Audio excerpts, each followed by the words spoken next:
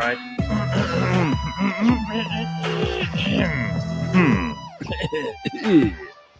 Good morning, everybody. I had load shedding again this morning. It's like Escomic trying to teach me something. I don't know what's going on here. All right. Good morning. Let's see. Let's get cracking. We got things to do, people to see, places to go. It's a Thursday morning, and hi. Hello, Sia. Where are you? Ooh, that's very bright all of a sudden. These are so fabulous. What's that? What? We haven't actually basked in the glory of these new ring lights. Let me sort out the sound here. This is very weird. All right, there we go. Now that's better. Sorry, you were saying we haven't basked in the glory of what? Of these new ring lights. God, the beauty light that does everything but make me look beautiful. Oh, no, wait, it's not the light's fault. That's just how I look. No, you haven't toggled and played around with it yet, clearly. What are the different settings? Let's mess around. Let's show everybody how these things work. Maybe she's born with it. Maybe it's a ring light. Okay. So what is it meant to do? Because I'm looking at mine now. I've got settings here for warmth. Firstly, and for total intensity. What should I be doing? Wait, firstly, it's about the positioning. Where have you positioned yours? Must it be right in front of me? Ideally right in front of you, but because we're using a laptop, which obscures, I assume, half of it. This is such a technical thing, but anyway. Okay. Okay. Since your laptop, I assume, obscures half of it, I suggest raising it a little so it's just above. See? Yeah. This is the best part of my day. Beautiful. Just a little above your laptop. Yeah. Yeah. Ooh, look at that, Sia. And then you want to tilt it over so that it's just like bent over your head. Oh my God, this is very complicated. Hang on, now I'm going to do this. Hang on. Flattering angle, by the way. We're just seeing your Adam's apple right now. That's great. That's beautiful. Well, trust me, that's probably the best part of me at this time of the morning. So on the onset, you should know there should be a difference like this. Is this what you figured out? Is the difference that this light makes? Wow, look at that. I still look like Nosferatu from here. But then there are three different colors. There's a yellow, which is the one I'm using. Yeah. There's a blue. Ooh. And then there's a white. So yellow works best for me. You know, I still look terrible, Sia. It doesn't matter how much beauty light you put on me, I still look terrible. Oh my God. This is what we have to do. This is what we have to do to try and make ourselves look better in the morning. Well, I mean, it wouldn't have helped because 5 minutes ago, I thought, by the way, that the clock was meant to operate on the hour because I was sitting here waiting, hoping that my power would come back on at 6. It only came on at like 9 past 6. So the idiot at Eskom's office who switches these things on and off obviously doesn't have a working clock. Or maybe his clock has been load shed. Is it too much to ask just to get things on time? I know. Shocking. Anyway, we should be on. Everything should be working fine. If you can't for some reason hear or see us, then just let us know and we'll know that we haven't pressed any buttons. This is the Gareth Cliff Show live, cliffcentral.com, Thursday morning. We have the Burning Platform later on, which is very, very exciting. And if you have any questions on that front, we've got two fantastic guests today, Liton Doba and Frans Cronje, both returning stars of the Burning Platform. So we got lots of that to get to later on, and we want to hear from you. We want to hear what you have to say, what you have to add, and of course, it's your show as much as it is ours. So, you then decide the direction. Shame.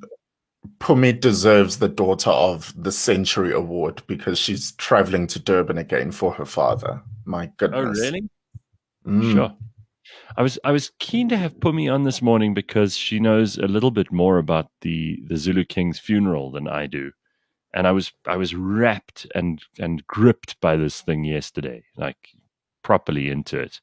So I'd love to know if anybody who's listening to us this morning might be able to add some value to this. I found out some fascinating things yesterday about the king, and a lot of the Zulu people who I know who are really into this stuff have told me he was already buried like on Sunday, and yesterday was really all for show. And they were saying to me, it's all just a big show yesterday, and it's for it's for those people who couldn't be and wouldn't be involved in the actual burial. But according to them, he's buried in a secret place. There are 2 rooms. He's buried in 2 rooms underground. And the one room contains all his possessions. Well, not all, but some, almost like the Egyptian pharaohs. And then the room that he's in, he's actually buried in a sitting position, facing east, so facing where the sun rises. He's buried in a sitting position with his spear and his shield. And yeah, I mean, it's all just so weird, and nobody knows exactly where this burial site is except the Amabuto who buried him. So that's all we know. And yesterday was really just for the cameras. But apparently, so no coffin. No, isn't that bizarre? I mean, like, we're so used to coffins, and it's such a part of like the burial process, and there's a hole that's 6 foot deep, and it's whatever it is, 6.5 foot long, and not for the king. Apparently, that's not how they do it. Very interesting. All kinds of ceremonies that were meant to take place. But if you know anything about this stuff, then please let us know. I mean, I'm totally into all of this kind of cultural and historical, and I just love this stuff. Well, over the past couple of days, it really has been the first time since something like this is so, for lack of a better term, mainstream, and being questioned so much that I'm now going, oh, wait a minute. Yeah, this might not be the norm for a lot of people. I got into a conversation with someone who was surprised about the tradition or the notion of going to fetch someone's spirit. Yeah. And that's just something I grew up with around my family members doing.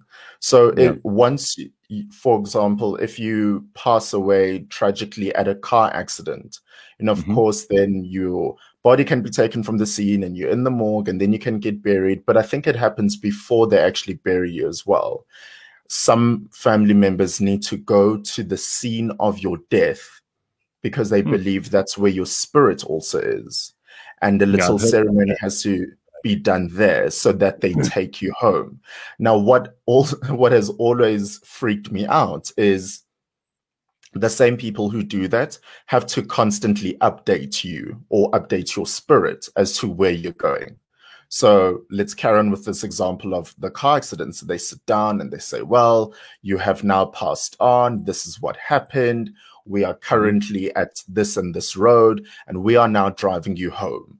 So they'll say, now we are on a highway, and now we've taken the off-ramp, and now we are, this is the street where you grew up. And so I'm like, who are you guys talking to? No. They're not talking to a body at that point. They're just talking to the spirit. No. They're talking to your spirit. Usually they gather your spirit with something. Well, it really sounds woo-woo if you've never experienced it before. But they gather you, for example, with a certain type of tree branch. And so they tell you that. And part of why they update you is because they don't want your spirit to get lost or to, be out in the ether without you being home. Yeah, imagine how horrible it is. Your spirit gets lost near some highway because that's where you died, and then it can never really set. I mean, that's where people start to haunt other people.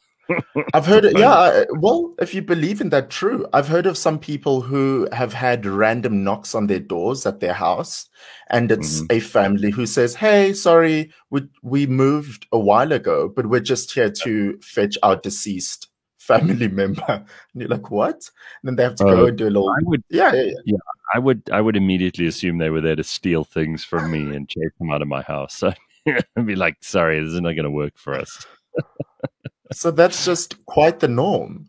And even the the idea of washing a body, washing a corpse before it's buried. I assume, do you guys do that? Have you ever done that in your family?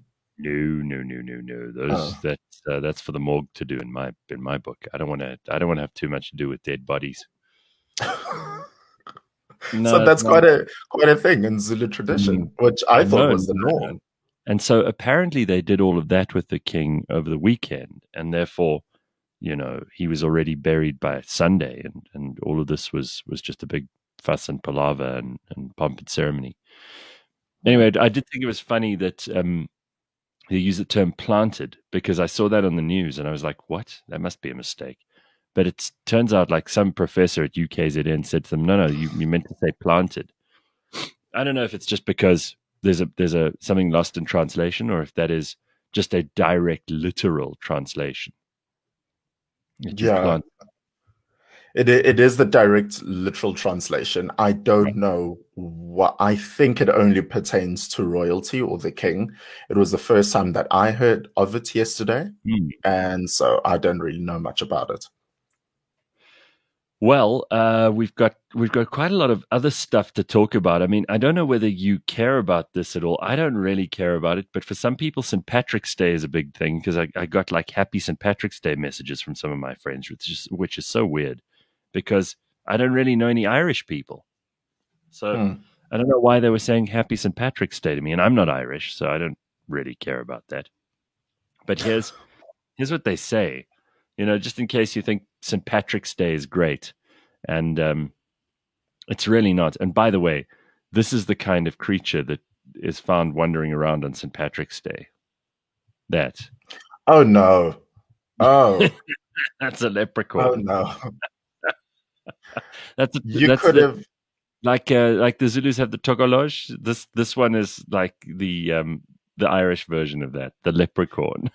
You could have chosen a more endearing leprechaun, please. That's a very pretty leprechaun, right?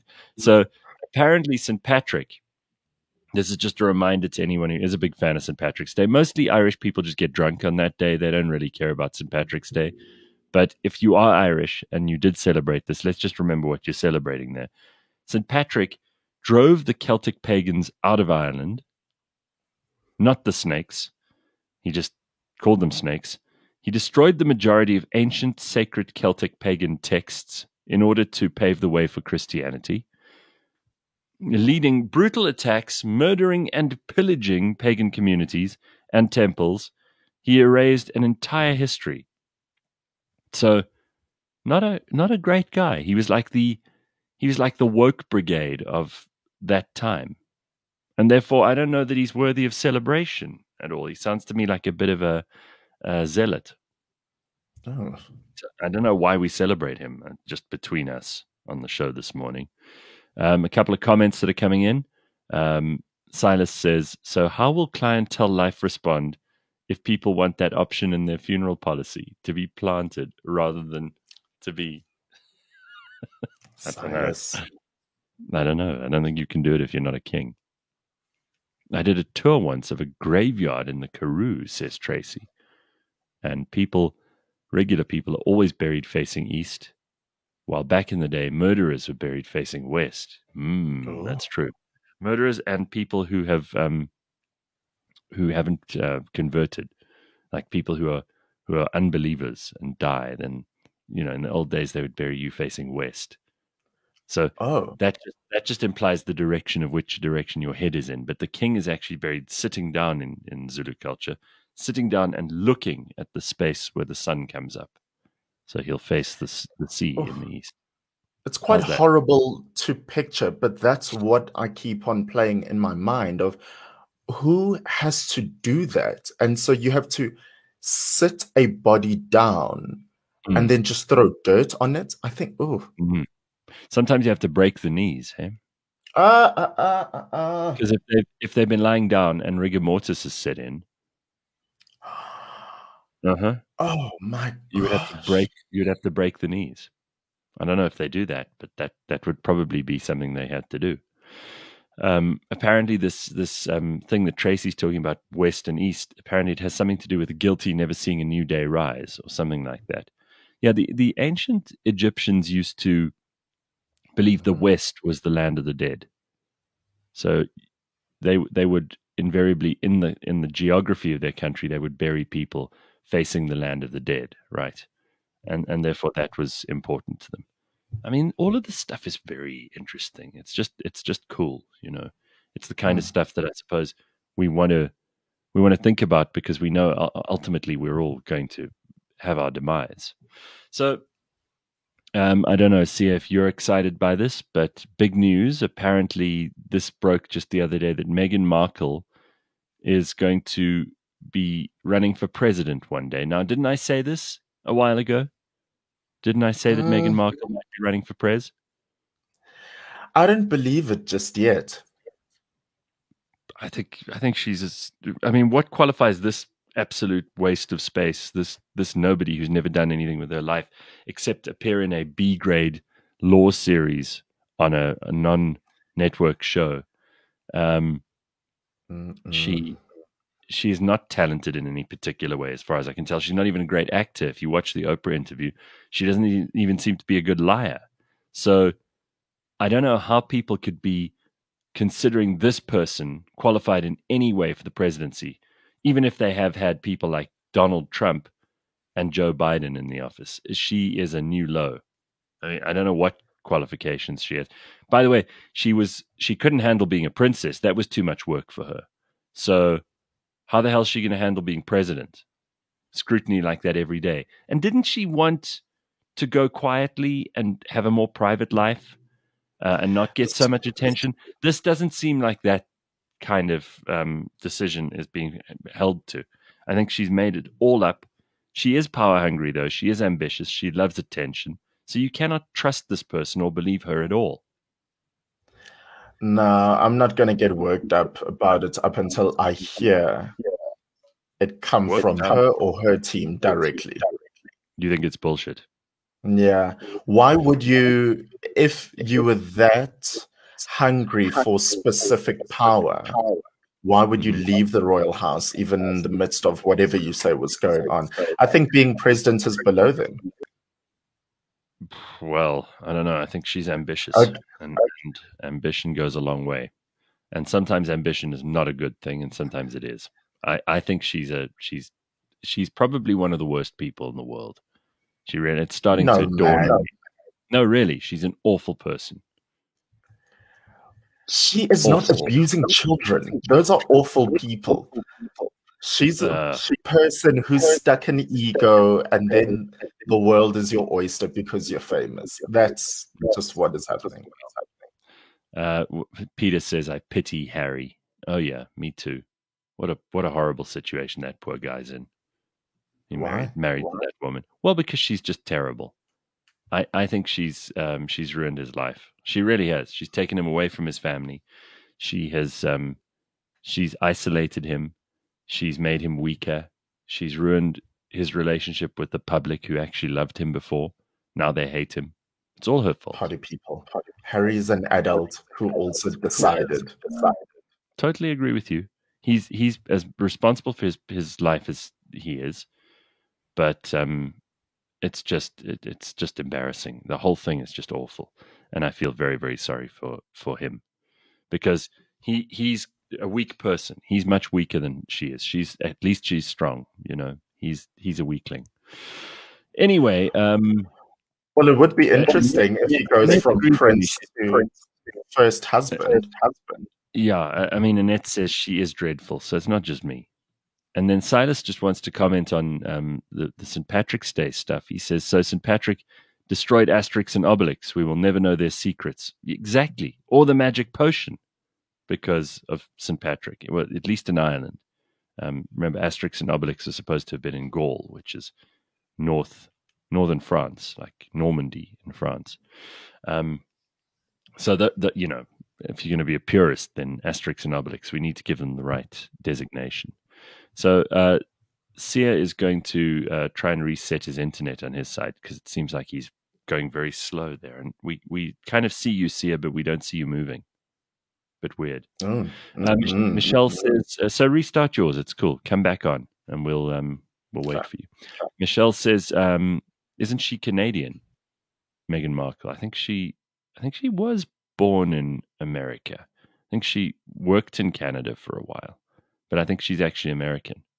I don't know. To be perfectly frank, I'm not the Meghan Markle expert. Anyway, Mphihlang says President John Magufuli of Tanzania has died of suspected COVID-related issues. Now, that's interesting because he's been the guy who's been saying he didn't believe that COVID existed. And this has to be the worst way to bow out. Totally humbled. Mphihlang, I don't know. I'm going to look that up now.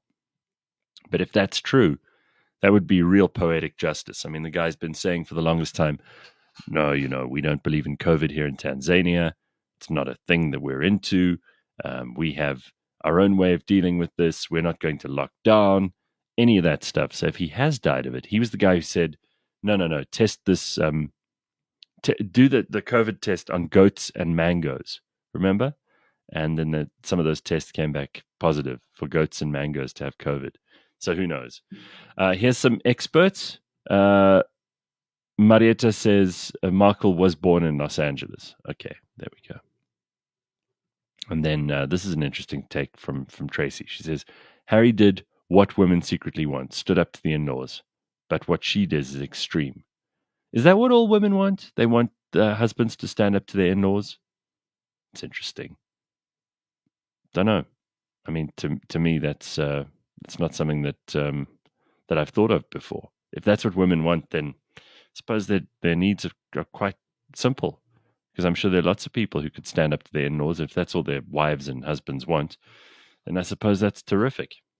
I do want to talk about something else. I watched TV last night.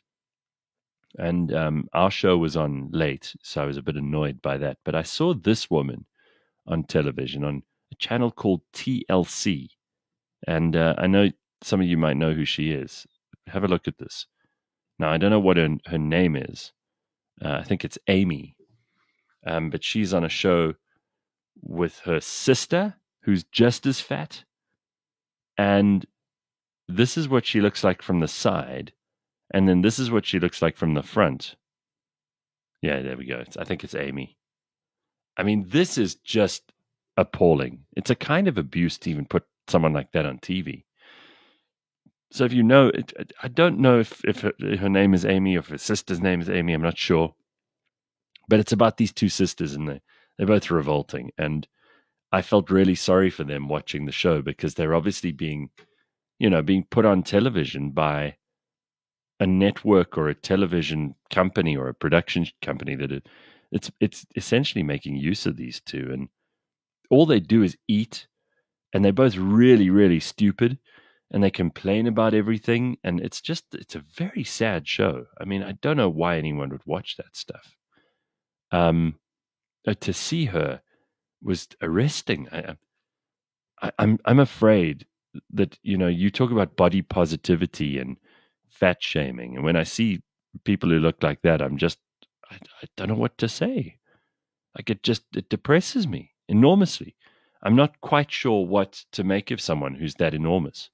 We were just talking about this woman, Sia. I don't know if you've seen her, but she's a TV star. And you seen this woman? Oh yes, she and her sister. Yeah. They're on a. What is their show called? I can't remember. Honestly, I wish I knew more details, but I'm actually glad I don't, if you know what I mean. So this is one of the shows. Was it over December, or was it that initial lockdown where I spent a long stretch of time at home? I got so sucked into it because my mom was so sucked into it. And it's these two sisters, they're really, really obese. And then they're trying to go down in weight. But the thing is, before they have gastric bypass, you have to do certain things, including try to lose as much weight as you can naturally. And so they start having like the sibling rivalry when one actually like loses 5 pounds more than the other, but then the other is actually happier when the other loses. There's this, it's such nonsense, but also, I feel bad for laughing. It's just great. You have to say, listen, I mean, I was not laughing when I saw that. I actually went, oh, I've never seen this show before because I don't watch a lot of TV. But when it came on, I didn't know what to think. I mean, I do believe there's a kind of abuse happening here. Like, you shouldn't be allowed as a TV show to make people suffer publicly like these two sisters are.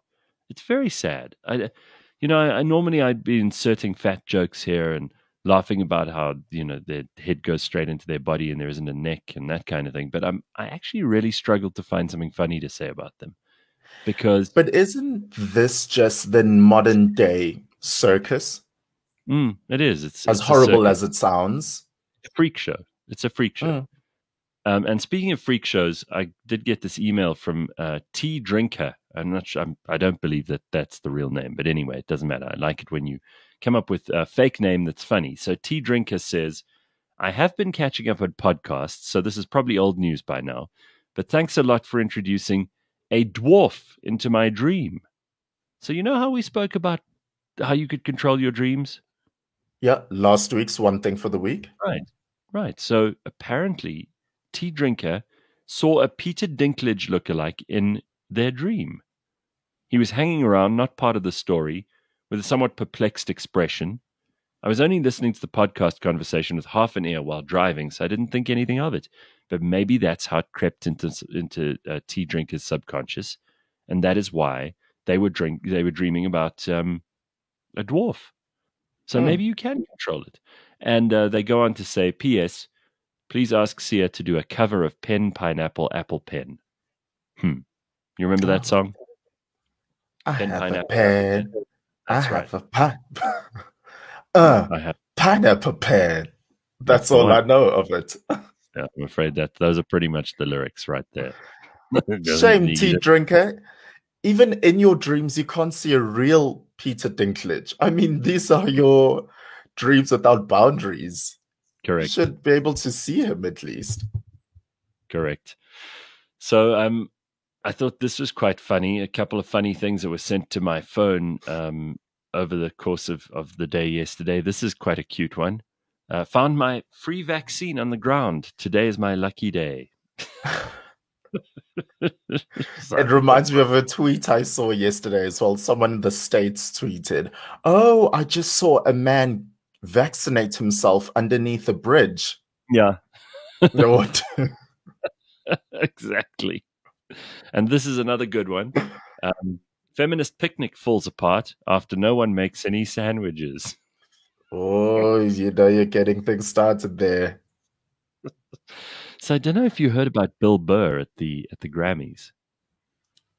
Bill Burr, the comedian, he got up and he was doing like the whole Latin award category, and then he said, like, why would you ask some white, straight, cisgender male to read the Latin names? Of course I'm going to mispronounce them, and then the feminists are going to lose their minds. And of course, that is exactly what happens when you trigger a feminist. They do lose their minds. You just say the word feminist if you're a man, and they lose their minds. So you can't joke with feminists, but we all know that because they've never been able to laugh at anything at all and have zero sense of humor. All feminists. I've never met an attractive feminist or one with a sense of humor. And I can say that categorically. And this woman had quite a lot to say yesterday as well. This one. Let me just go and get a shovel to continue just sticking ourselves deeper in the ground. Hey, in all of the all of the things that you received yesterday, did someone send you that video of the prisoner and the warden? No. Save it for a second. I'm interested in this. Okay. I usually get lots of stuff because I'm on all these groups, but I didn't see any prisoner stuff. Here's something interesting, though. So the Grammys, which we were talking about just a second ago, apparently the Grammys ratings absolutely cratered. Listen to this. TV ratings are in for the Grammys. It took place on Sunday night, and it is carnage. If you didn't watch, you still heard about the performances because they were possibly the smuttiest in Grammy history. They had Cardi B with stripper poles, thongs, body parts jiggling everywhere, simulated sex on beds, and WAP. Lots and lots of WAP, right? So here's the viewership. This is what happened. In 2020, last year, the Grammys averaged 16.5 million viewers. Guess what they got this year? 16.5 million viewers last year. What do you think they got this year? What do you think? Is it still in the double digits? No. Oh, 9 million? 7.89 million. So it's more than halved. So, Trevor Noah was the host, and obviously a lot of people were excited about that. But apparently the viewership dropped to 7.89 million viewers on Sunday night. It's still okay. That's not a bad viewership. But for the Grammys, it's terrible because they used to at least double that. And remember, it used to be somewhere in, like the 2000s. It was upwards of like 40 million. So they really are falling to pieces. But do you think it's a Grammys issue, or do you think it's a people don't watch TV anymore issue? It might be a bit of both, but even online, the whole thing was online. So it wasn't necessarily a TV show. It was an online show like we're doing now. And they got a half of the ratings that they got last year. So not successful by any stretch of the imagination. I do have to get to the headlines. I've just realized what the time is. So let's do that as quickly as we can. So just a few headlines from the things you need to know this morning. Mabuza, that's Didi, the deputy president. Remember, he exists. And at least now we know he's alive.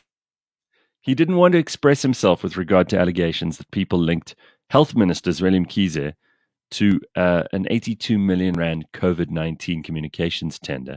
Mabuza on Wednesday explained to the National Assembly that the government took measures to prevent corruption. Of course, they took measures to prevent corruption. Look at who's saying this.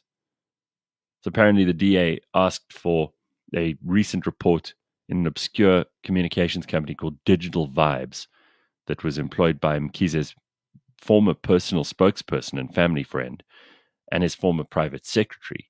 And they were being paid by this company as consultants.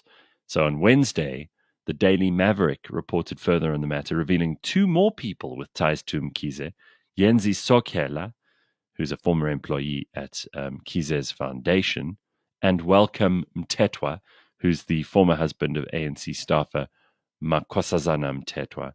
They both joined Digital Vibes in 2020 after it was awarded the tender. So that's all looking really bad. And of course, Didi Mabuza had nothing to say. He just said, oh, no, we have procedures that deal with, rooting out corruption. But do we believe him? Hell no. And speaking of corruption, the arrest of new suspects in the plunder of VBS Mutual Bank last week has cast significant light on the network of commission agents who fed the bank a steady diet of municipal deposits, including the man allegedly at the heart of the system, ANC Limpopo treasurer Danny Msiza. A 206-page indictment spells out the case against 14 bank officials, board members, and the fixers who the National Prosecuting Authority charges pushed municipalities illegally and irresponsibly to invest millions in the tiny vendor bank. 7 of these people have already been arrested, but the indictment adds another 7 new suspects, including Msiza and Kabelo Matsepe. The 7 face charges of racketeering, theft, fraud, and money laundering. So do you want to know some of the names? You may even know some of these people. Name and shame. Solly Maposa, who's a former MTN executive. Robert Madzonga, some middlemen. Ralium Razwinane, Edgar Mucheke, and Chianeo Madatse. So these are some of the people who've been added to the list of VBS crooks. Don't forget, that money was not even taxpayers' money. VBS money, there was obviously a lot of taxpayers' money that went in there. That's part of the reason that they needed the municipalities to invest with them. But it was also old people's pensions in Limpopo. There are lots of old people who are currently destitute because they spent their whole lives saving and then put this money into VBS Mutual Bank, and it was just stolen by these crooks. So people need to go to jail. ENCA reporting this morning Tiger Woods is recovering at home after his crash. He's left hospital, and in a statement issued on social media, the golf superstar thanked hospital staff who cared for him following his single-vehicle car accident on the 23rd of February. Happy to report, he said, that I'm back home and continuing my recovery. I'm so grateful for the outpouring of support and encouragement that I've received over the past few weeks. So I hope he's got a hot nurse to look after him. You know, Tiger Woods. Gareth. It's the truth. I know Tiger Woods is not going to recover if he has an ugly nurse. Tiger Woods is probably the only man in the world who just needs to stay away from women right now. No, it'll help. It'll speed on his recovery. Stay away from women and stay away from cars. Yeah, anyways. He needs women. Needs women, CA. He won't get better without women. You need to understand this. This is very important. This is Tiger Woods we're talking about. Okay? Okay. No, seriously. I presume even like his child's nanny walks around with a Wonder Bra on and like Victoria's Secret panties. Absolutely. Yes, definitely. He's a freak, that one. Joe Biden, according to EWN, Joe Biden has warned that the U.S. may miss the deadline to exit Afghanistan. You know, I remember when we were sold the story that the Democrats are the ones who don't want war and that the Republicans are the warmongers. You know, it's conservatives who like to see troops deployed on the ground and are hawkish and, you know, want to fight and back the military and that they want to spend on the military and all of that stuff. That's what I've been told all my life. Well, it seems to me that has switched over the last couple of years because Barack Obama was famous for droning just about anybody he could in the Middle East. Drone killings were up an exponential amount over the previous administration. Remember, before that was Bush, which is saying something. And now, and then, of course, during Trump's time, he was trying to reduce the troop presence in Iraq and Afghanistan, and then even other parts of the world. Like there's a permanent, you know, deployment of troops in Germany, for example.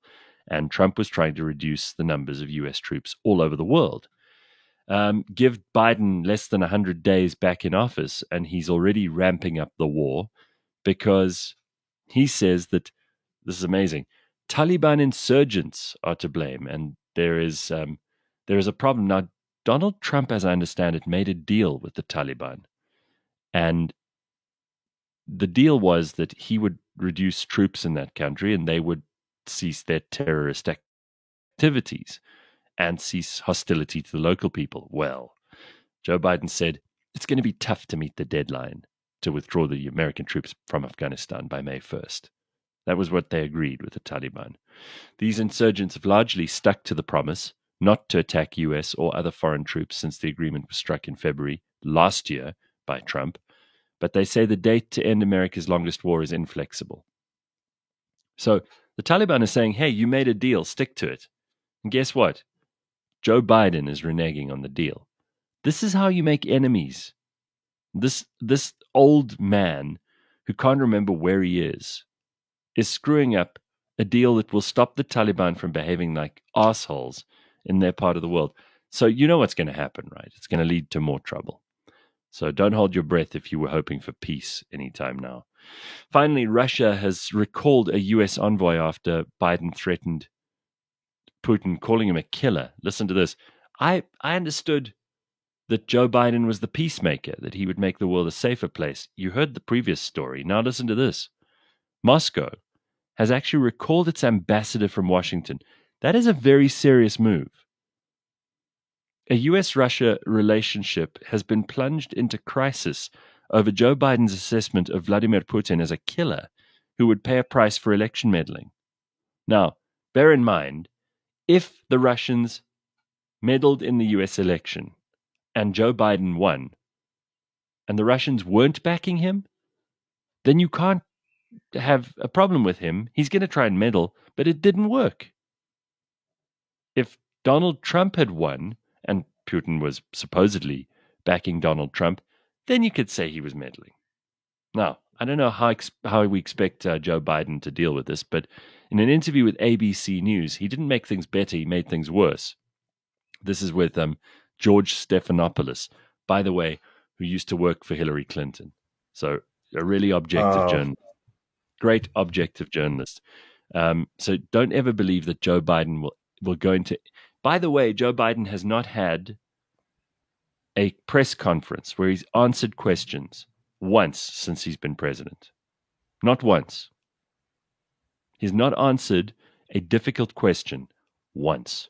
He's answered questions about his dog, Major, who... after the biting incident. There was a biting incident. It's stuff that does not matter. What's his favorite ice cream flavor? These are the questions that Joe Biden's been asked since he became president. The American media should be ashamed of themselves for doing this. Either way, he eventually does go on a TV show where he's asked some questions, and none of them were tough. George Stephanopoulos, who ran the interview, as I say, he's like a paid hack. He's basically on side for Biden no matter what. So the hardest question he could come up with is, like, how are your relations with that election meddling country, Russia? Again, a Democratic talking point. So what does he say? He says, there's been a U.S. intelligence report that the Russian president tried to harm his candidacy in the 2020 election and promote that of Donald Trump. And here's what he said. He said, he will pay a price. You'll see shortly. Asked if he thought Putin, who'd been accused of ordering the poisoning of opposition leader Navalny, which he probably did, and other political opponents, is a killer, Biden said, I do. So what did Putin do? He said, fine, fuck you. I take your ambassador out of Washington. You go to hell. So U.S.-Russian relations are at an all-time low.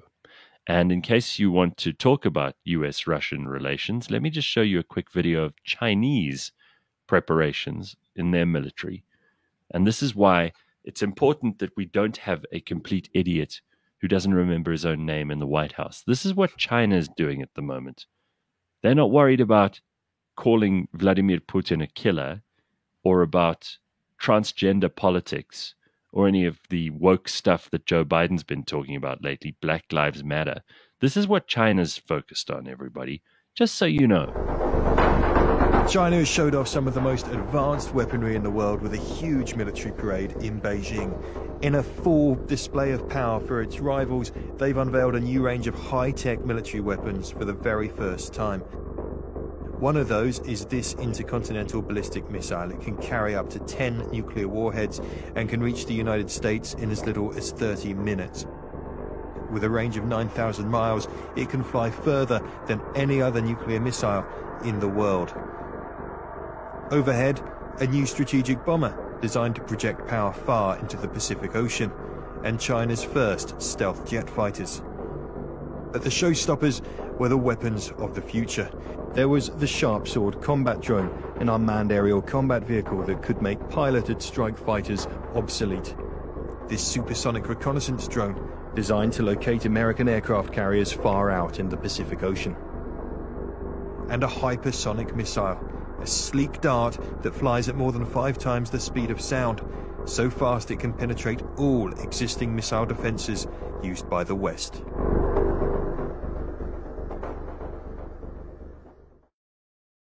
There's a nice display. Oh, hell no. Oh, Right. We are done. China is showing everybody that we have entered the Chinese era, everybody. We've got a person who is not even aware of what day of the week it is sitting in the White House with an administration focused on doling out a couple of $1,000s to every single American. And deepening their debt in ways that they'll probably never be able to repay. They've got Dr. Fauci out there telling you that you've got to keep wearing a mask despite being vaccinated. But China's not focused on any of that crap. To them, COVID is in the past tense. If you speak to anyone from China now, they speak about COVID as having happened last year. It's not a problem for them anymore. They're not talking about it like it's still an issue, because guess what? It isn't. And what's China focused on? they're going to take over, and they're going to make sure that everybody knows that they're in charge. So get used to this, everyone. This is just the way that you might not like it. You might think it's great, but it's going to happen whether you do or don't. You're going to say, Sia? $2,000 stimulus check. A minimum wage of $15. This is not kids being kept in cages. Money that will go out the door immediately. No deportations in the first 100 days. Put an end to the block in Washington. Deliver a bold, progressive vision. That's Joe. That's Joe's agenda. Did you find that clip, Sia? Because that's not mine. Yeah. No. That's great. That's a reminder of who we're dealing with. Yeah. That's what he doesn't know what's going. He wouldn't know if he was a teapot or a hockey stick. That guy. Unbelievable. What's the best outcome, Gareth, in your opinion, of this administration? Oh, I don't know that I don't know what could happen. I mean, I don't think Joe's going to last very long. So I think Kamala Harris is probably going to take over at some point. But I just think that they're all interested in totally the wrong things. I mean, they were talking. So the military are apparently designing a flight suit for pregnant women at the moment. This is a priority to the Trump government. I mean, to the Biden government. They're designing a maternity flight suit because, we don't want to discriminate against women in the military. This is the kind of priority that is going to make America worse. So I don't know what's going to happen. I just think Biden is asleep at the wheel. And frankly, the car's careening off the road already. So who knows? Lenice says, yep, made in China. Maybe they'll keep all the good stuff for themselves, send all the crap stuff to the rest of the world. That's probably what they're already doing. But they did give us the virus for free. So we should be pleased about that. And they gave us PPE at a slight profit. So let's be pleased with the small mercies that we've been delivered by our new colonial masters in China. Keep worrying about wokeness, everybody. That's our real problem, of course. Okay, so lots of other stuff to talk about, and all of that and more we can cover in the Burning Platform, which is coming right up. We are joined by two fantastic guests on the Burning Platform this morning, Liton Doba and Frans Cronje, both of whom have been on the show before. We want to have their take on some of the big issues of the current political climate, the social issues. We're going to talk a little bit about the economy, all the things that matter to you. That's all coming up on the Burning Platform next. CliffCentral.com. Stick around for that and a whole lot more. It is Thursday, and it's the 18th of March. Don't forget, Monday's a public holiday, huh? And if you haven't subscribed already on CliffCentral.com and on YouTube, you need to subscribe on our YouTube channel. You need to get on there and like and subscribe immediately. You also get the notifications, and then we will be able to keep you up to date with the very latest. Go along, join up now. Make sure that you're part of the whole story, and then you don't need to ever miss out again. It is 7 o'clock. Do you grunt when getting out of the car? Creak when getting out of bed? When getting out of bed? Do you walk into a room and forget why? Forget why? Are you having trouble in the sack? Is the hump in a slump?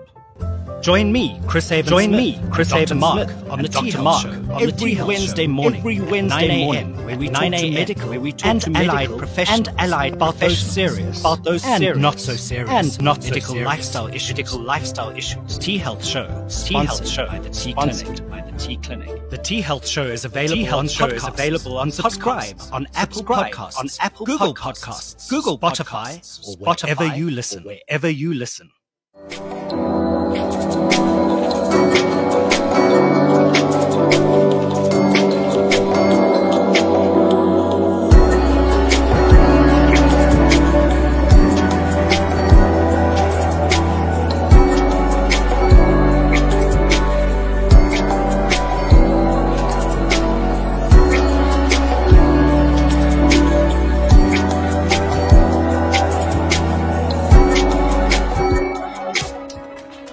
Just because it's about technology, connecting your business to the rest of the world doesn't mean you need to send rockets to space and use complicated solutions.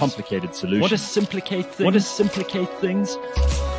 Well, join Jaco Voigt, who's the CEO of Catalytic, Unbundled podcast. With skin in the game and a keen focus on educating and assisting you and your business, Jaco decodes all the aspects of connectivity and cloud solutions.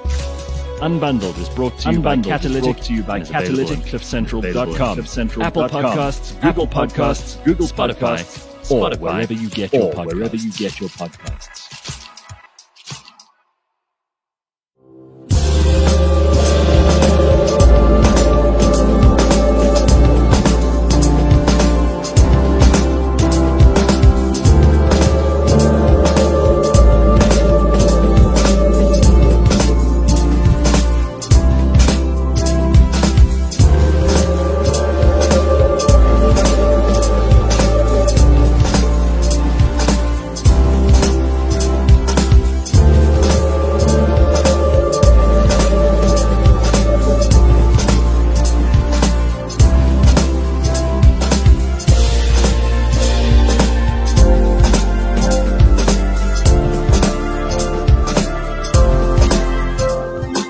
The year you've had, we know all you want is a great economic quarter. Ijabupilo ka knife and fork with a Nando's quarter chicken and any single side for only 49 Rand. Nando's. Fire it up. Fire it up. That is exactly the kind of economic quarter you want. It is Thursday morning, cliffcentral.com, and we are joined this morning on the Burning Platform by two fantastic guests. You know them both because they've both been on here before. The Burning Platform is brought to you by Nando's. Every week we check out all the big stories and current affairs. And today we have Frans Cronje and Lito Ntoba. So let me start off with you, Lito. Lito, of course, is well known to people in the Free State. He's a lecturer at the Central University of Technology. He's a debater and a socio-political analyst. It's good to see you. How are you, Lito? I'm good in yourself, Gareth. Yeah, good. Always good. I'm glad that you've got some internet in the Free State. It always makes me pleased.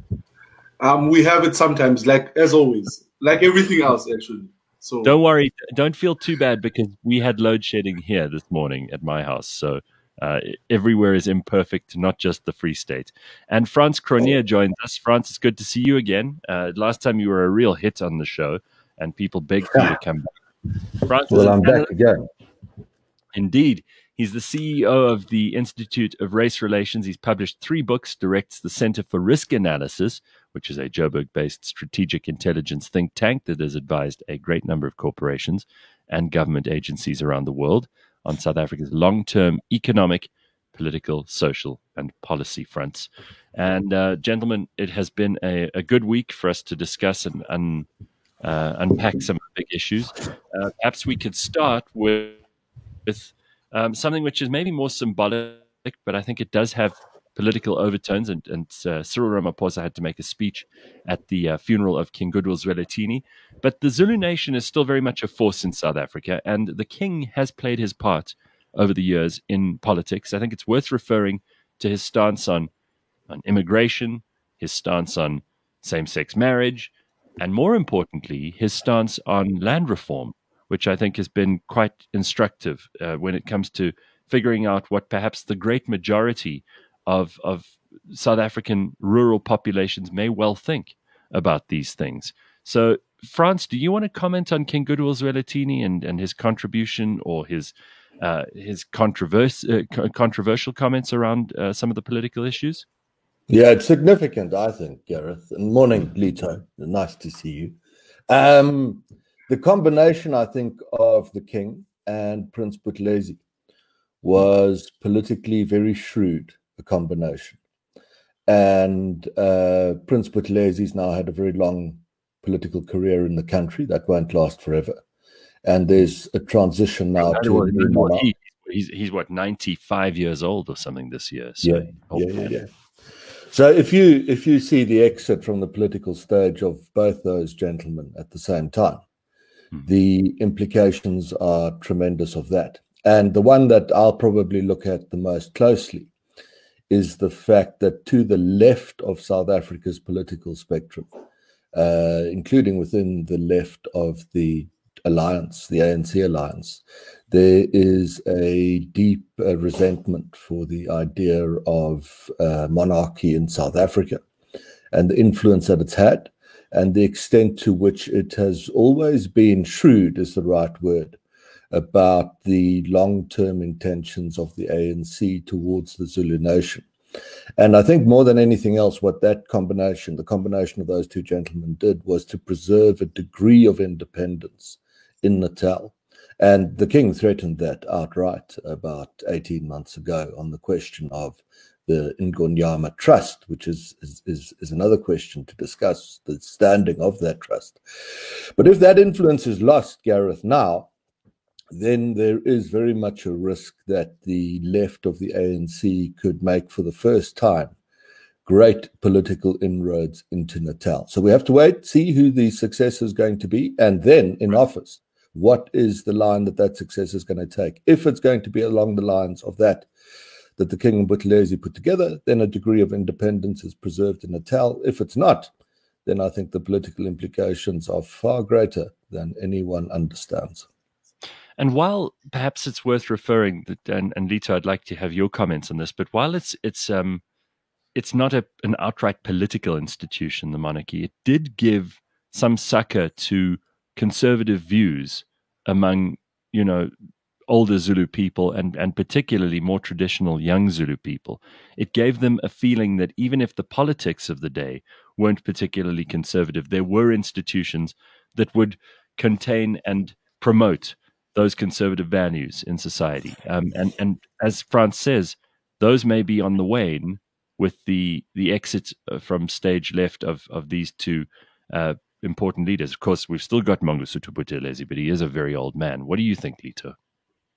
I think, for the most part, the institution itself was very important. But when in a time where I think Black people in the country are starting to recognize the importance of culture and sticking to the conservation of your culture, because before this, like even like this week, you see how people feel pride in the processes of the funeral procession in and of themselves. So it shows you that people are going back to this sort of original state of saying, well, I am a Zulu and I'm proud of it, and which was not in the mode for the past 20 or something odd years. And so, but I think secondly, when you think about the monarchy itself, it represents these 28 princes represent the whole gambit of the South African political spectrum. If you think about it, they're the radicals who would most likely side with the EFF.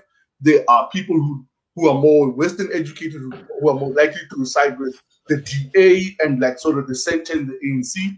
And so I think the succession is going to be very important. But I think the conservatism right now is on the resurgence, and I think whoever becomes a successor should play on that. Should play on the fact that people want to be connected again. They want to be connected to their roots and their cultures.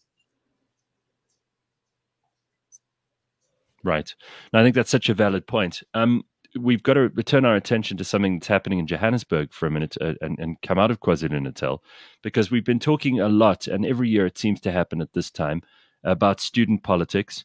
And we're going to talk a little bit about what's been going on at Wits. An innocent bystander effectively was killed by the police. So there are a number of issues that we need to unpack here. A student was also apparently shot with a rubber bullet, but she's okay.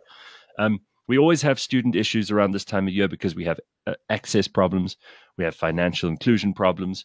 We have an idea that university is the only way out for some people, and therefore that you would know this as a university lecturer, Lito, that there's a desperation that is wrapped up in the access to tertiary education. And if you don't get that, you are condemned to a life of rural poverty. So people will do everything they can to get to university and then find themselves unable to, comply with the financial requirements or with the academic requirements or anything else. There's also the protests, which often do anything but win the public over. And the taxpayers are included in that group of the public, who are then required to subsidize these students. And it doesn't always look as good for the students after they've behaved in the streets rather badly than it might if they didn't. I interviewed, interestingly enough, Mcebo Dlamini just yesterday, and that'll be broadcast next week. He's got some interesting insights, obviously having been arrested and being part of the Fees Must Fall protests back in 2015 and 16.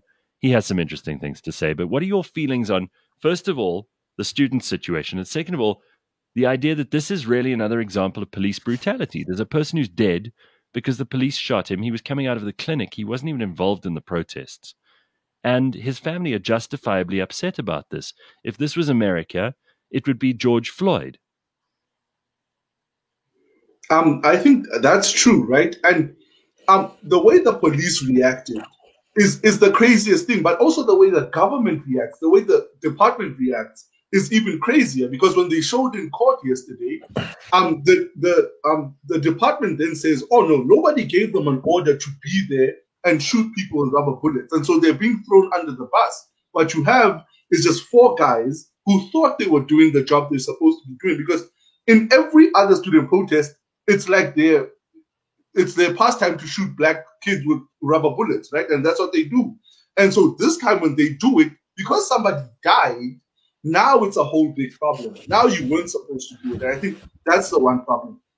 But then secondly, I think as far as these student protests go, right, everyone across the board agrees there isn't enough money. Even the students agree. The president of SAWUS was saying that on TV the other day. He said, we agree that there isn't enough funds. The problem is the mismanagement by the NSFAS, right?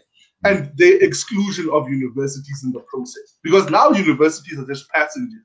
And that creates an even bigger problem, because the students don't know where to go and who to talk to. But then lastly, I think when it comes to the student protests, the other thing is, I come from the Free State, right? And so the Central University of Technology actually had the protests. The first time I came, when you showed the protests were on. What the students are complaining about now, our students already negotiated for and got this time around. And so that's why you don't see the Central University of Technology striking, especially the Welcome campus, because they have all of the concessions that they need. The registration fee has been waived and included into your fees, all of that, right? And so what it shows is that what you need is a proper management of the systems, and not necessarily like this idea of everyone coming to university for free. I think even the students concede that that's something that is beyond their scope, right? And it's irrational.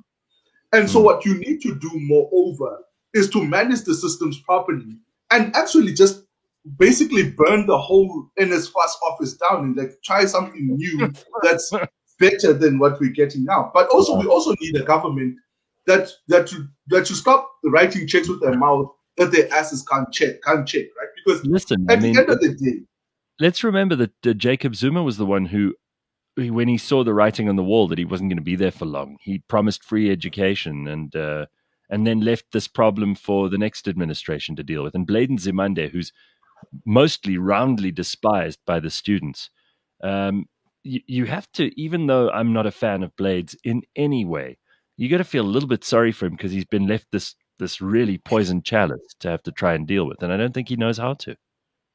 No, but the other thing is, Blade in and of himself, you don't put Blade at the top of the education department. He claims to be a communist.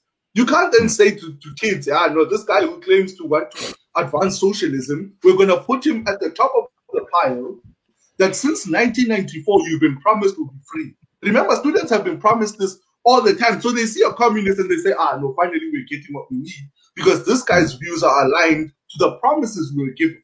And so our government needs to, like our politicians need to stop promising things that they can't fulfill. Because when you're talking about the poverty thing, right?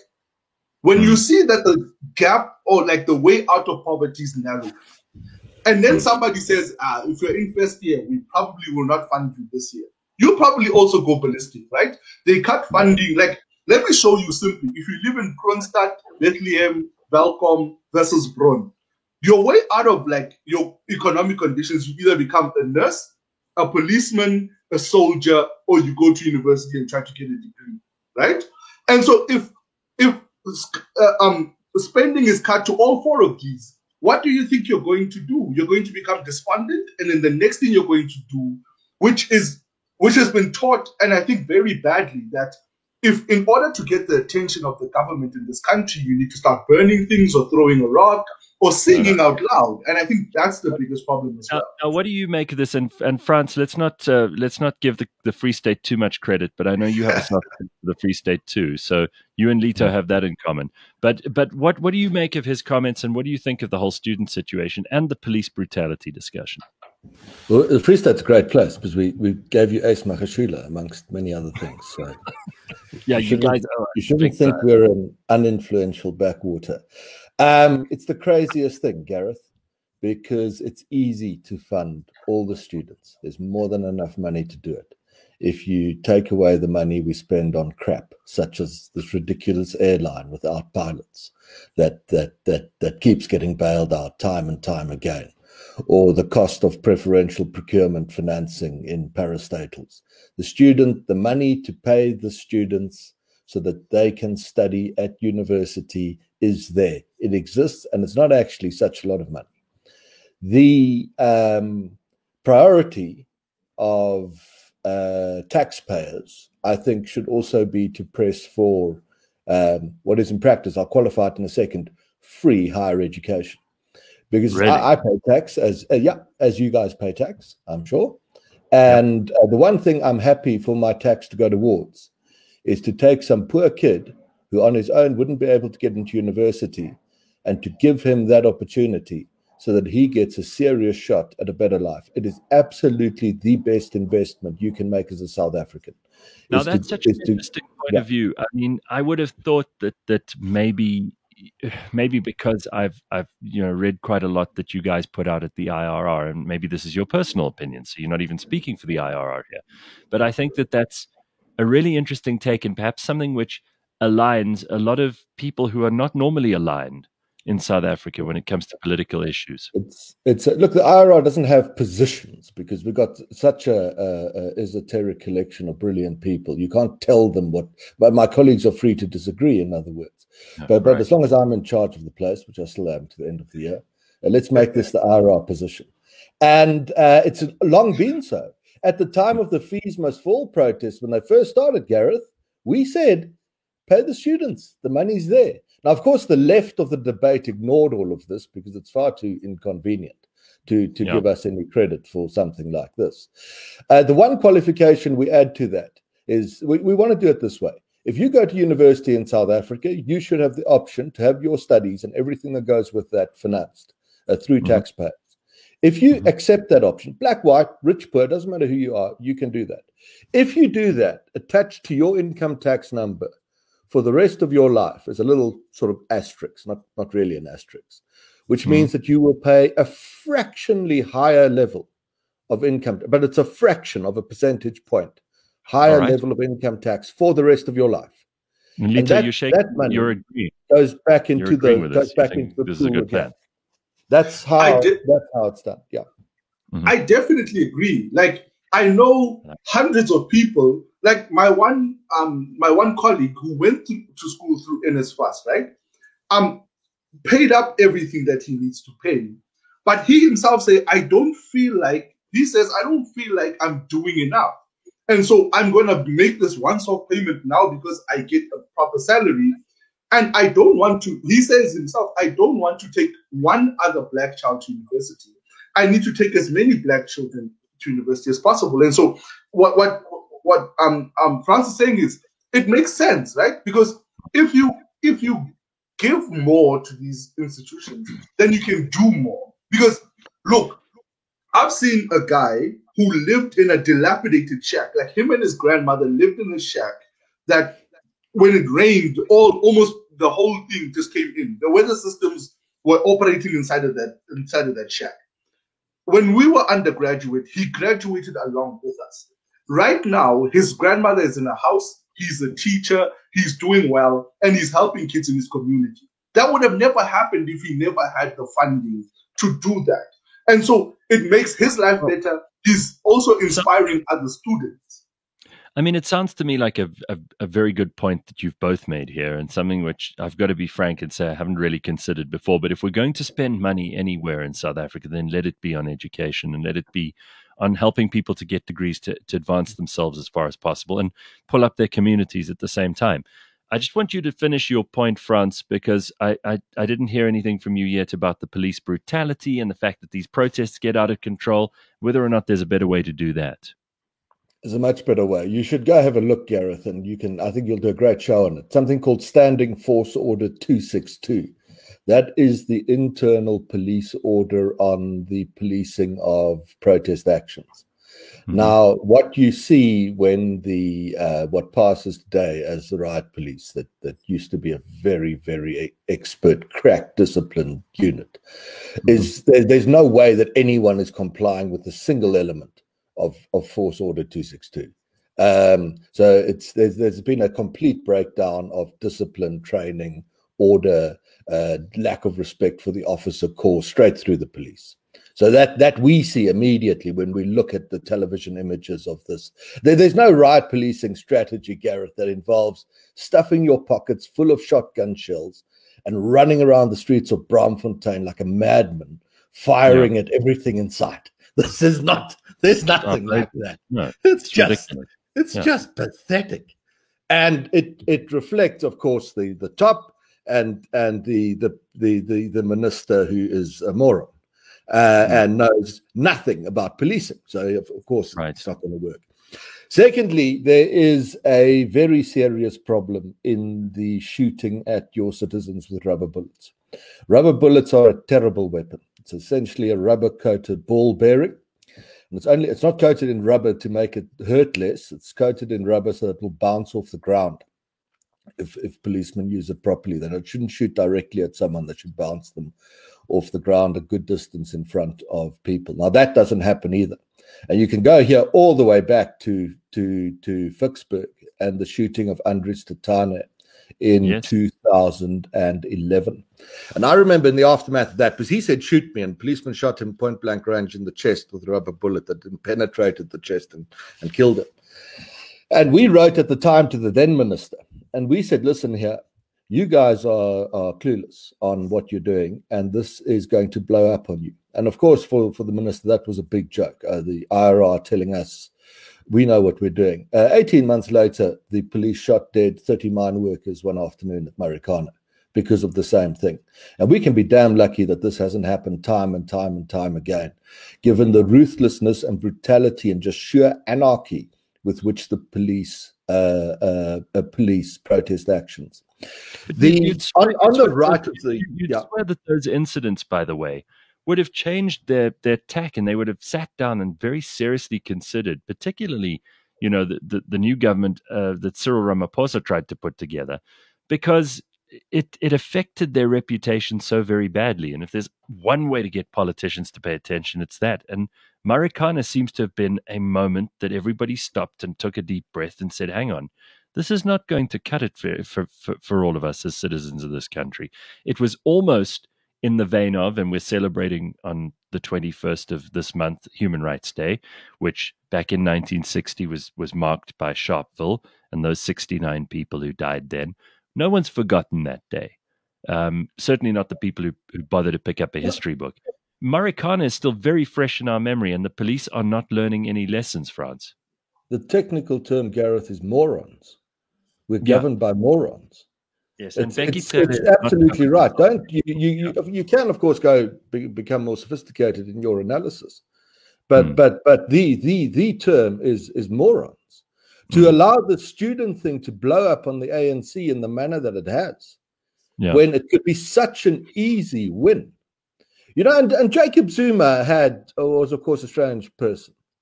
But I think, and I would say a lot of things this morning will surprise a few people, I think, from talking to the man, that he wanted South Africa to be very successful. Remember on HIV and AIDS, Zuma turns on the Mbeki era policies and opens the way to the ARVs in a big way, and he saves hundreds of thousands of lives as a consequence. Now, he was a kleptomaniac, of course, but there were these aspects to Zuma. And when people say, "Oh, this is a poison chalice," he passed to Ramaphosa, free higher education, I think there's more to that than that. I think that There was a deep understanding of the good that it would do. All sort of great political leaders, in the proper sense of the word, in the sense that they have this enormous influence in their societies that Zuma had, are somewhat of an enigma. And I, of course, understand the extent to which Zuma wrecked the country. I don't dispute that. Sure. But there were corners of Zuma that were more complex than that. And this was one of them. So, but this policing, Gareth, it's stupid what's happening. But then if you appoint a moron to lead the police, then the police will shoot dead a family man in the streets of Braamfontein, and that will happen. But if you try and bail out this ridiculous airline, which isn't it's now called, you call it a line because it's not, the air doesn't fly anymore. It's like the comment made about the South African Air Force some time ago. It's no longer the Air Force, it's now the Force. Yes. You do that, you get the money together, it's a big national debate, the media all over it. How can we do this, fly again? Get someone else to come here, will fly us around. On the policing stuff, on the student stuff, and how they come together, you see the extent to which it's actually easy to, in some respects, to govern South Africa well. But plain dumb decisions are taken in Luthuli House and in the cabinet. I just want to stick with for you, which it blew my mind. This was on Newsroom Africa. I don't know if you saw it, but it happened just this week, I think.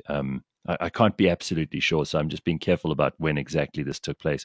But it has to do with the police intelligence minister or the police intelligence chief, who the minister doesn't seem aware of whether or not that person is actually in place or not. And when asked by the journalist, what do you know about this? He reiterates that he has no idea of what's going on. Just watch this and you tell me what your thoughts are on this, Lito and Frans. Whilst we're on the issue of leadership problems at the South African Police Service, the fate of the crime intelligence head, Peter Jacobs. Just first up, is Peter Jacobs still head of crime intelligence right now? I don't know. How can you not know, Minister? You know what? I don't know. But that would be astounding, Minister. For a whole minister to not know who the head of crime intelligence is in the... I mean, it's really, that's quite disturbing. So when you say morons, that's unfortunate. There he is justifying your use of the term on national TV. No, it's very upsetting. But for me, I think the worst part is also the best part is the worst part of that interview. The best part is, he didn't want to lie. He didn't want to politic it. He just looked straight into the guy's eyes and said, I don't know.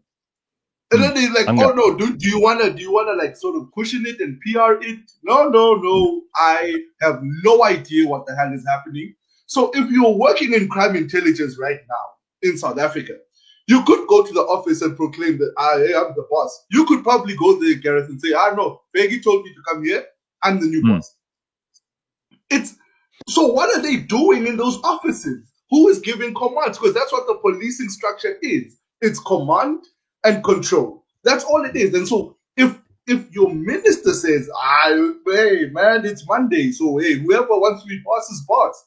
I think the biggest problem is, the ANC, the structure it's put on is that they're putting people in position because we need more of your members, the people who support you. So if you don't put Bheki Cele somewhere, his base in the KZN is probably going to turn against you. And so what do? You give him to the police, one of the most important parts of South African society. You give it to somebody who, one, has no idea what he's doing, but two, seems like you could care less. Because remember, the first time he was police minister, he was shoot to kill. That was his whole motive. Because to him, that's all the police are. You have a gun, shoot them. And so like the idea that this guy is a police minister and is still in that position is the strangest thing to me. But on the other hand he is the perfect example of everything that's wrong with South African governance. The fact that a minister can sit there with a blank stare on his face and say, I don't know, and still think it's okay. He still thinks he can be police minister today. After he looked at a report and said, it doesn't matter. Let me ask you both quickly, since we're on the issue of police, and we know that the George Floyd trial is going on at the moment, and Derek Chauvin, this guy who's 44 years old, he's a policeman. He is being charged with murder in this case. It's obviously a very contentious issue, because if you were a juror in Minneapolis, you'd really be putting your life on the line here. It's not the kind of jury duty anyone would want to be asked to do. If, let's say that the jury find on the facts that Derek Chauvin is not guilty of murder, and let's say that, the evidence that George Floyd was on enormous amounts of fentanyl, that he had a pre-existing condition, and all of those things, and these amount to him essentially being found not guilty of murder, that's not going to go down well with the crowd, because the narrative has already been sold that this was a police brutality, cut and dried police brutality murder. And the protests that ensued and all the movements that took an enormous sway in American culture and society during the course of last year, and which had an enormous effect on the politics of America last year. If all of that turns out to have been as a result of someone who was on drugs and had an existing condition, and it was not the policeman's fault, or at least it was not entirely the policeman's fault, that's not going to go down very well. And they're already preparing for riots. They've got enormous amounts of security around there. They could dox these, jurors, and these people would never be able to live in peace again in the United States if they do find him not guilty. It almost forces them to find this guy guilty. I mean, how do we get out of this ugly situation? I think, Gareth, that on his example, on the Chauvin example, I'm not totally familiar with how the US technically, legally would define a murder as opposed to some other form of homicide. But my expectation is for a conviction of some sort here. But your broader point is correct about the pressure that juries are placed under, and the solution to that in America is actually a review of the jury system itself. Now, there's of course split opinion in the States on that, and there are some good legal thinkers who say the jury system works very, very well. But I think in an era where you get these mobs of social media fascists who tear to pieces anyone who holds an alternate opinion, that will hasten the debate in America about whether juries remain appropriate for trials like this. You're probably in a better position where you have a learned judge who's a tough chap, as judges should be, who will make the call on the facts without those pressures weighing on them to too great an extent. But the effect of this trial and the effect of George Floyd's death on the American politics of race has been enormous, Lito. And you agree that there's more to this than just a murder conviction. If the guy isn't charged, if he isn't found guilty of murder, there are going to be consequences. But even if he is, it's not as if we can avoid the consequences. But also I think more than the racial politic of America, it was a direct attack on the American psyche, right? Because America sees itself as this great nation of upholding rights. When somebody gets choked to death on video, you can't then say everyone is equal here. But I think, in my opinion, Chauvin is not going to get convicted, because this is a harder case for the prosecution. Because remember, when in America, I forget the type of immunity given to policemen and women, because the general definition of it is, if a policeman or woman has been convicted of the same exact thing, like in the same exact way, only then can the next one be convicted, right? And so it's a who did it first kind of law. And so you have to prove as the prosecution that this has been done before. That's how American cops get off on like after killing somebody, is because it hasn't happened before, and so it can't happen to me. And so that's going to be the one thing. But I think the second thing is the American condition and even the jury system is going to be tested now, because we saw somebody get murdered. Whether or not he was on like a huge dose of fentanyl or he was just acting crazy, sure. When you do that to him, the problem then is, and I think the question that's asked to American society is, who are the police in relation to minorities in that country, and what is their role? And so I think that's a question that's never been asked before. And going forward, Derek Chauvin is not, in my opinion, is not as important as he's made out to be, because he's a symbol of a system that has been okaying that kind of behavior. And so now it's the chickens have just come home to roost because somebody had a camera while he was choking someone to death. And well, so just by the way, I mean, this is it seems almost a point that doesn't require any saying. The autopsy showed that he wasn't choked to death. So already this is not looking good for the prosecution in this respect. You know what I mean? Exactly. And so right now, it's harder to just convict Chauvin. And so what's going to happen in America is that the jurors are going to be in the firing line.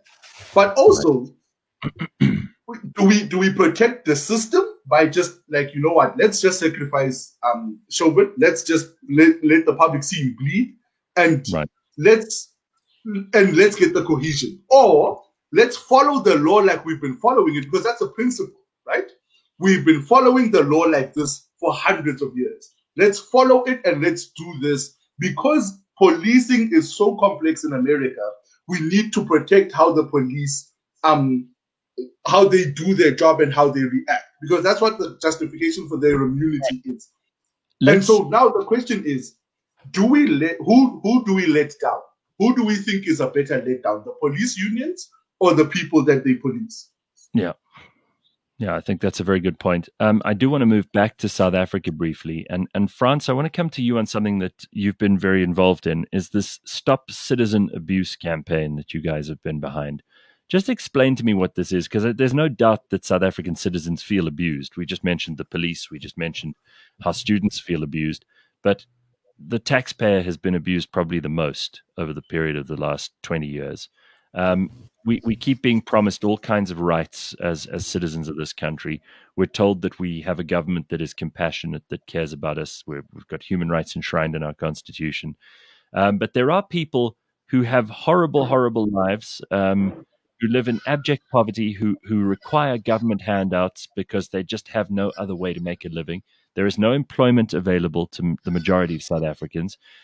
Here, Lito is trying to teach young people to get out there in the world and to be able to find their place. But thanks to a ruination of our economy, there is an unlikely chance that those people will find meaningful and gainful employment. And then there's that tiny sliver of people, 4 million or perhaps 5 million people in this country, who have to keep the wheels turning and have to try and build businesses and then are abused as well in their own way. How do we make sense of all of this, Frans? And what precisely is the campaign? What's the idea behind it? Okay, citizen abuse is a new IRR campaign, and it's a term that we want to put into common usage in discussing South Africa. And in fact, the Chauvin thing is a great intro to it, because what happened there was a case of citizen abuse, and we can go back and talk about that again a bit later. One or two more things to say. Cool. Citizen abuse happens when your circumstances, prospects in the world, are undermined through actions that originated within the state. So in South Africa today, if your highest level of education is matric, you've got a 40% chance of having a job. Now that is about half the comparable figure for developed and developing economies. The reasons for that is that the policies of the government, as they relate to the economy and as they relate to education, deny you the opportunity and millions of people at that sort of a job. I mean, it's the building block of everything else. So that's citizen abuse. We estimate that within the middle classes, if you factor in the performance of pension funds here in the past decade and the stock market, therefore, and you factor in the devaluation of the rand against that a normal middle-of-the-road middle-class family has seen its wealth reduced in the past decade by a margin equivalent to if that family had faced a 50% wealth tax. And the reasons for that are the uncertainties about investing in South Africa, stunted growth, etc. That's citizen abuse. Those pensioners who were queuing up for their grants when the water cannons were used to enforce social distancing. I mean, morons, Gareth. Really? Yeah, exactly. With the television cameras rolling, an election coming. And pensioners, the most vulnerable people during this pandemic. The people you can't make this stuff up. It's beyond anything. Citizen abuse again. We're trying to do three things on it. Number one, we're trying to teach this to people. Explain that in many cases, doesn't matter what level you suffer on, the unemployed, desperate, poor suffer terribly. But middle-class households that have been crushed and are struggling to afford school fees and are worried about paying their bonds, they've also been a victim of this. So we're trying to teach this. Number one, this is why you are stressed out and don't have the prospects. Your family doesn't have, you can't, your kids don't have the prospects. It's citizen abuse, and this is where it comes from. Second thing we're trying to do is to head off what will be future attempts at divide and rule. As the pressure on the ANC builds, we poll a lot on our sort of consulting and advisory side. And amongst young people now, Gareth, we're polling ANC support at below 50%. And we're telling clients 2024's election, a hell of a close thing. And we think the ANC can lose its majority there already.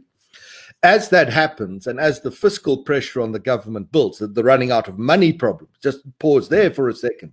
The budget deficit at the moment, which is the difference between what the government spends and what it earns in revenue, has only been eclipsed 3 times since the formation of the Union of South Africa. The most recent was when apartheid collapsed under P.W. Botha. As the contradictions collapsed its economy. The previous occasion was the Second World War, which the deficit was instrumental in the defeat of Smuts in 1948. And the previous occasion was the First World War. So as the ANC runs out of money, it brought about the fall of that particular government in every case.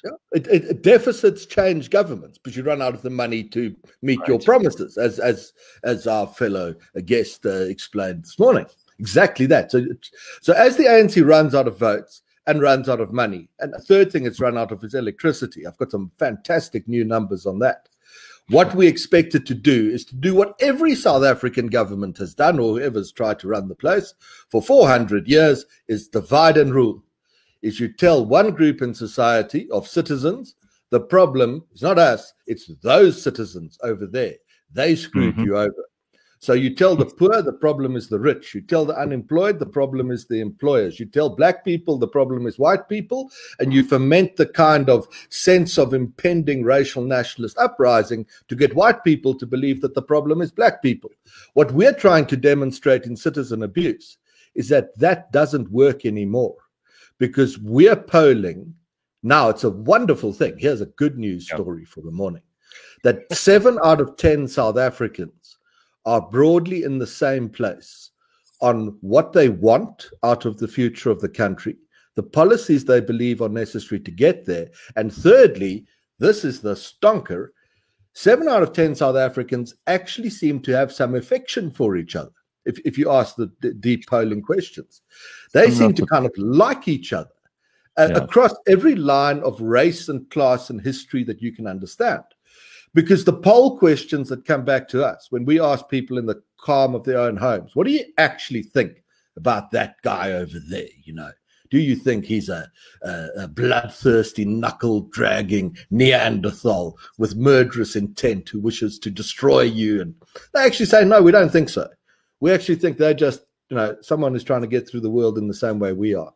So we're trying to, number one, explain the problem, citizen abuse. Secondly, explain, don't be tricked into turning on each other now, because the other citizens, even if they're richer than you or poorer than you, they are not your problem. They are not the problem.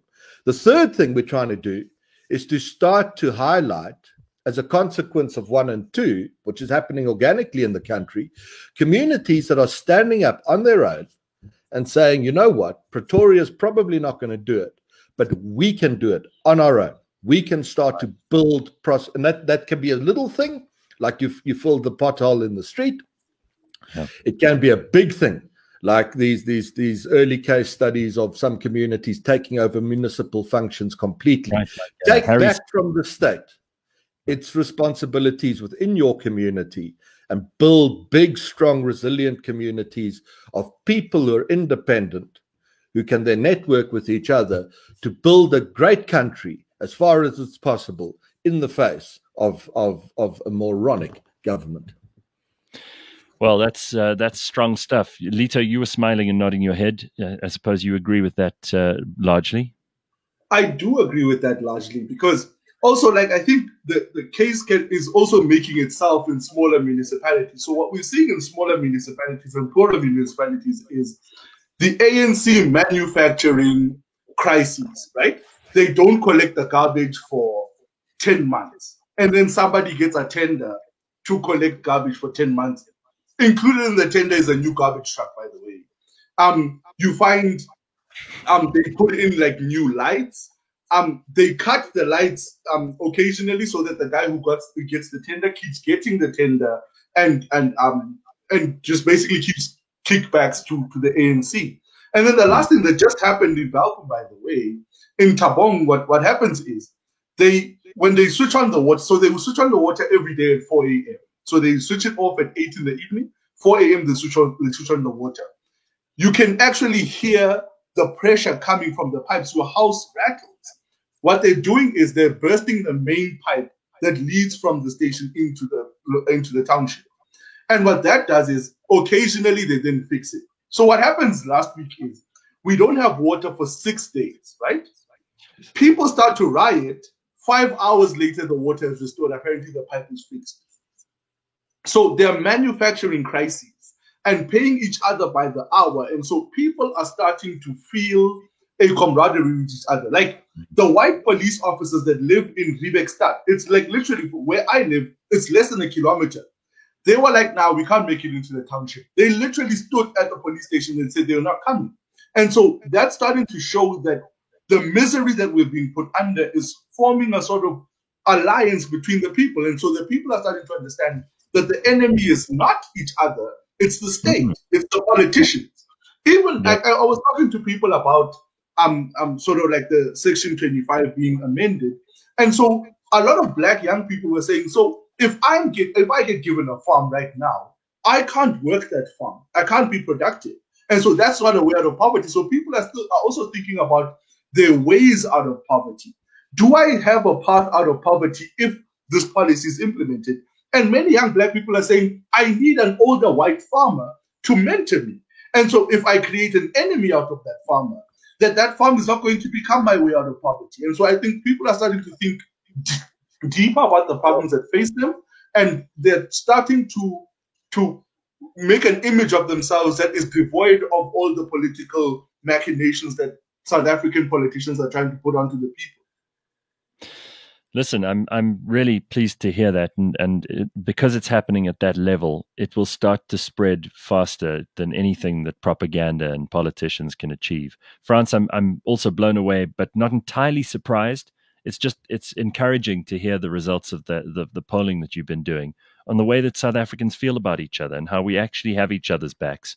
We actually like each other, and we don't trust the politicians. So no surprises, but I'm kind of pleased to see that the numbers are tallying with what we've all been feeling. Yeah. No, and it's I say to my American friends, I think here our social fabric, which is an awful term, is much stronger than yours. And I think the reason is exactly what's just been said, that we have in South Africa far more in common across these historical dividing lines now than we realize. One thing is crime and the fear of violent crime, because farmers who go to bed worried about being tortured to death with drills and boiling water are not in a different place to desperately poor communities who are terrorized by criminal elements that exist almost near in cahoots with local police. So that common sense is there. Desperate efforts are made on the political left and the political right to convince the two constituencies that no, you've got nothing in common with each other. In practice, there's a lot. And as the economy's been sinking for a decade, slowly it creates this camaraderie. And years ago, a prominent communist here said, one day poverty and unemployment will be our revolutionary asset, and it will show how capitalism has failed, and we'll use it to bring about the final stages of the socialist revolution. And I think we can turn the tables on that chap and actually show him you were wrong. Your big call was wrong, because at that moment, which is now starting to play itself out, the unemployment. There are less people employed in South Africa today, Gareth, than 10 years ago, including in the informal sector. That is the job creation track record. It should actually have doubled if you consider our labor market absorption rate. I think you can turn the tables on that. And I think there is that the thing that's bringing people together, it's a strangest irony, is that the slippage in our society, if you call it that, this chap's now shot dead by the policeman in Braamfontein. But, some person who's, this fear that exists through the middle classes of the blue lights in the rearview mirror, that the police are bad and dangerous and will intimidate, extort money from me, etc. It's becoming a common societal trait, and it's desperately important that we use this. It's an asset now. We use this to deny the politicians the chance to do divide and rule, to say to people, you have a common experience, you actually have common purpose. And if you stick together now, at this moment, you will pull off the great unmet challenge of South African politics. It's never been done before. At a moment of crisis, for the moderate middle to hold together.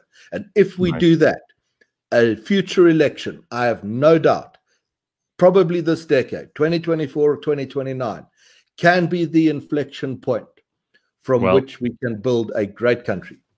Thank you if both. I may, Gareth, if I may, please keep it brief. I do have to wrap this up. Yeah. So just to Francis' point, right? I want to show you an alliance of unlikely people protesting the horrendous roads in the Free State. There have been pockets of protests that are organized by taxi unions and farmers unions, and they have been protesting together against the deteriorating state of the roads in the Free State. That shows you exactly where South Africa is.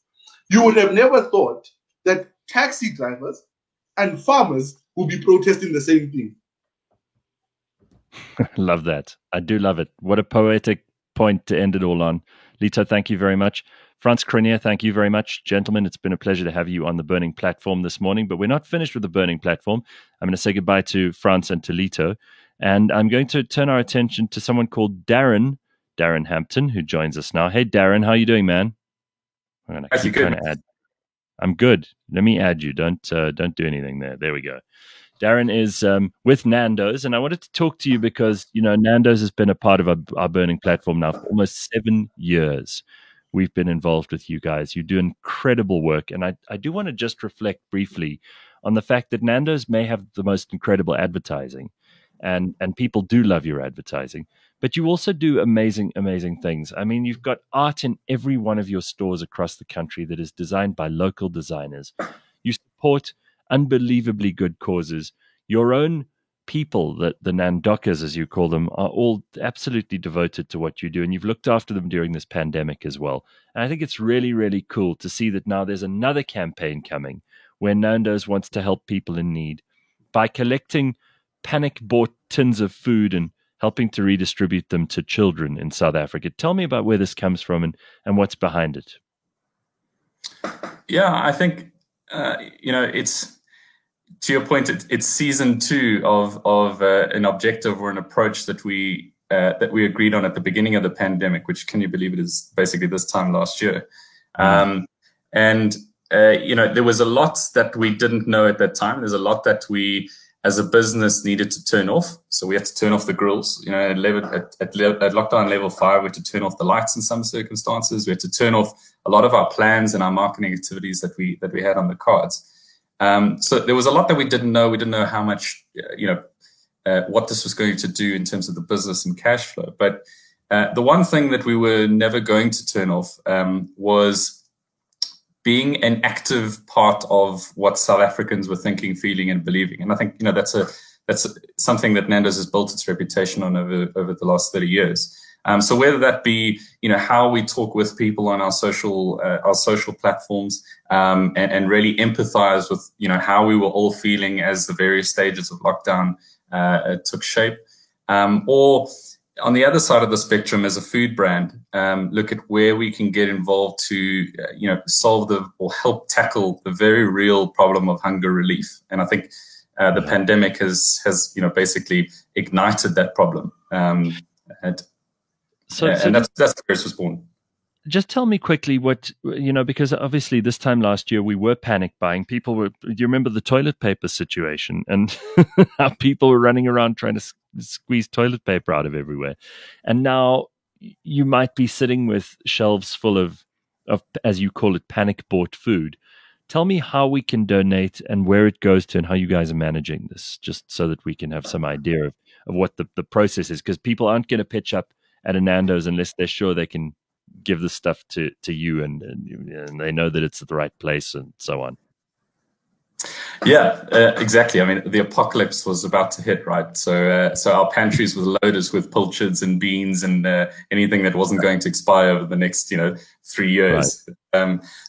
Now I think, and that's largely where the insight of the campaign was, is that now we are providing an actual use case for those tins. And it's a mechanic or an idea that I think where everybody wins, right? So the essential, the literal takeout of the campaign is that we want your tins, we want your food because we know a few people that could really use them. And so if you using the Nando's online platform or the app, if you place an order, you are able to select the fact that you want to donate a tin, whether you're donating to the delivery driver or coming into one of our restaurants. We take that tin and we, in exchange, give you a free portion of chips. So, awesome. You win there. And we then, collect all these tins that we gather and we're working with partners to distribute that to early childhood development, so preschools around the country that are in absolute need at the moment. Yeah. So that's the basic premise of it. So I love it. It's called Tin for Chips, right? Tin for Chips. As literal as we can get, yeah. Beautiful. Well, I mean, who wouldn't want to exchange some horrible tin of something, which most of us are not going to get to anyway, for some nice fresh chips from Nando's? So go along and be a part of this. It sounds terrific, and you can obviously help. I like the fact that you can do this online as well. It's not just something that you have to be in person to do. And you could participate by ordering through the Nando's mobile app or online for delivery or collection curbside as well. You can mix peri-peri with pilchards and chicken with peaches as we put all the can in South African. I love it to pieces. Well done, guys. Again, leading the way. So thank you, Darren. Thanks, Gareth. No, appreciate it. Appreciate the support. Yeah, always good to check in with Nando's. Of course, they've been a part of the Burning Platform, and there you had some very optimistic and positive news from Frans Cronje and from Lito Ntoba just now. And we finish it off with Darren giving us another reason to be pleased to be South African, despite all the craziness happening in this country. Nowhere else we'd rather be. Darren, thanks so much. Good to see you. Absolutely. Likewise, guys. Appreciate it, man. Cheers. And the Burning Platform is brought to you by Nando's. You can check out episodes on the podcast. You can get podcasts of every episode of the Burning Platform by going to cliffcentral.com.